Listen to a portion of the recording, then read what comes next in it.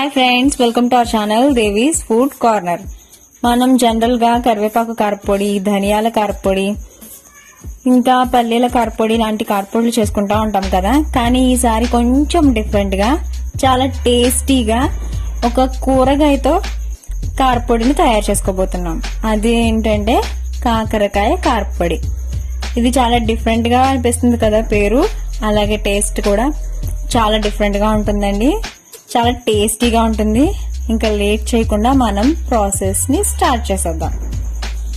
ముందుగా మనం కాకరకాయలని చాలా సన్నని రోల్స్ లాగా, సర్కిల్స్ లాగా కట్ చేసుకోవాలన్నమాట. చాలా సన్నగా కట్ చేసుకుంటే ఈజీగా ఫ్రై అవుతాయండి. చూసారు కదా, వీడియోలో చూస్తున్నట్టు కట్ చేసుకోవాలి.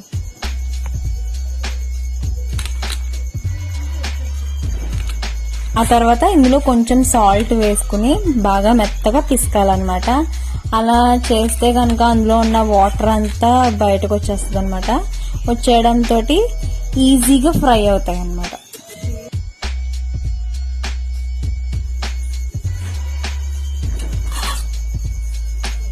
మొత్తం మనం వాటర్ అంతటిని పిండేసిన తర్వాత ఇలా వాటర్ సపరేట్ అయిపోతాయి అన్నమాట. మన ఈ పీసెస్ ఇలా ఉంటాయి.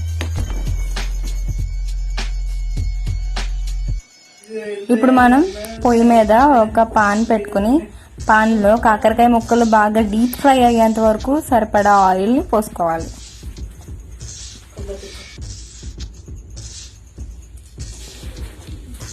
ఇప్పుడు ఇందులో మనం కాకరకాయ ముక్కల్ని కొంచెం కొంచెంగా ఫ్రై చేసుకుందాం.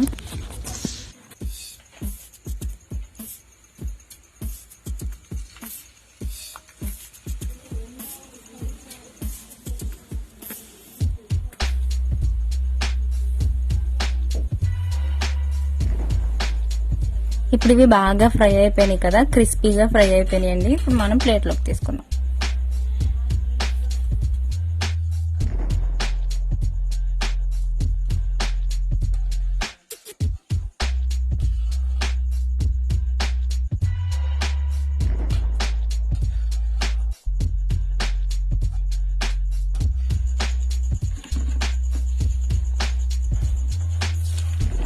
ఇప్పుడు మనం పీలిన కాకరకాయ ముక్కలను కూడా వేసుకుని బాగా ఫ్రై చేసుకోవాలి.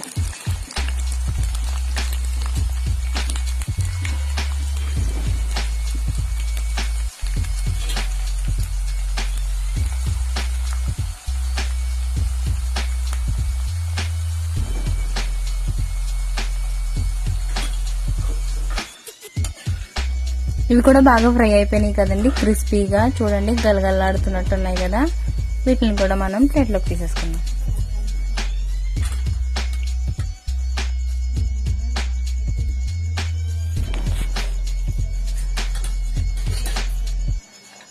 ఇప్పుడు మనం ఇదే నూనెలో 1 కప్పు వేరుశనగ గుళ్ళు వేసుకుని బాగా ఫ్రై చేసుకోవాలి.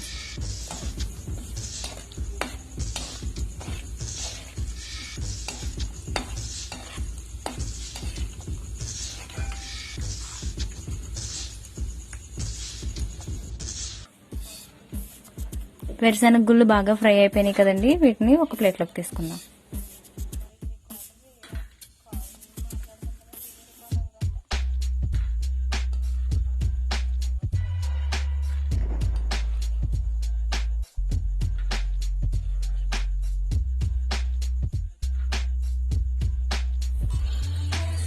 ఇప్పుడు మనం ఇదే ఆయిల్లో కొంచెం కరివేపాకును కూడా వేసుకుని బాగా ఫ్రై చేసుకోవాలి.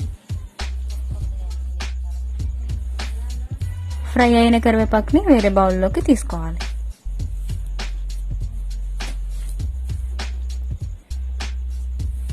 ఇప్పుడు ఇందులోనే మనం 4-5 ఎండుమిరపకాయలను వేసుకుందామండి. మనకు కాకరకాయలు కూడా 5 కాకరకాయలు తీసుకున్నాం, దానికి 4-5 ఎండుమిర్చి తీసుకుంటున్నాం. ఎక్కువే, ఎక్కువ అనుకుంటే ఇంకా తగ్గించి కూడా వేసుకోవచ్చు.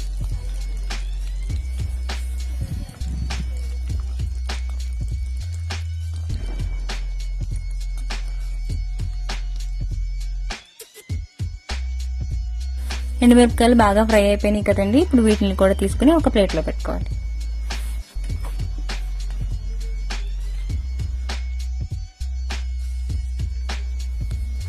ఇప్పుడు ఇందులో ఒక 1/2 టీ స్పూన్ ధనియాలు వేసుకోండి. ధనియాలు ఎక్కువ వేసుకున్నారంటే ధనియాల టేస్ట్ డామినేట్ చేసేస్తుంది అనమాట. నేను 1/2 టీ స్పూన్ వేసాను. 1/2 టీ స్పూన్ కన్నా మీరు 1/2 టీ స్పూన్ కర్రీలో టేస్ట్ కోసం జస్ట్ కొంచెం అనమాట అలా వేసుకోండి.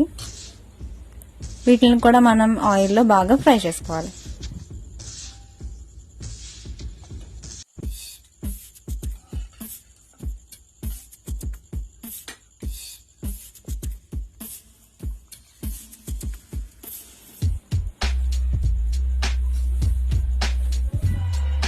ఇప్పుడు మనం ఫ్రై చేసుకున్న అన్నిటిని మిక్సీ చేసుకోవాలి ఫ్రెండ్స్. అందుకోసం ముందుగా మిక్సీ జార్లో వేయించుకున్న ఎండుమిరపకాయలని వేసుకోవాలి. ఆ తర్వాత కొద్దిగా కరివేపాకును కూడా వేసుకోండి. ఆ తర్వాత వేయించిన ధనియాలు ఉన్నాయి కదా, ధనియాలను కూడా వేసుకోవాలి.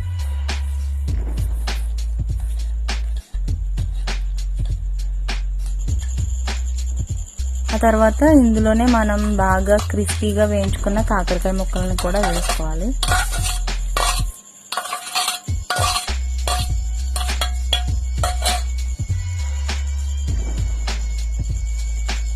అలాగే 4-5 రెమ్మల వెల్లుల్లి, తగినంత సాల్ట్ కూడా వేసుకోవాలి. వీటన్నిటిని బాగా గ్రైండ్ చేసుకోవాలి ఫ్రెండ్స్. మెత్తగా కాకుండా కారపొడిని మనం ఎలా తయారు చేసుకుంటాం, కొంచెం గరుకుగా బరకగా అలా మిక్సీ చేసుకోవాలి. ఇంకా మన కాకరకాయ కారపొడి రెడీ అయిపోయింది, చూసారు కదా. ఇప్పుడు దీనిని మనం ముందుగా వేయించుకున్న కరివేపాకు, వేరుశనగ గుళ్ళు ఉన్నాయి కదా, వాటిలో కలిపి మిక్స్ చేసుకోవాలి.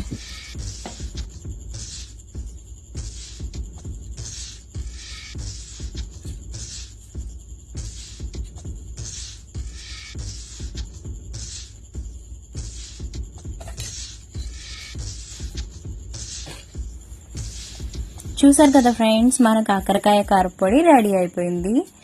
ఇంకా దీన్ని లేట్ చేయకుండా టేస్ట్ చేసేద్దాం.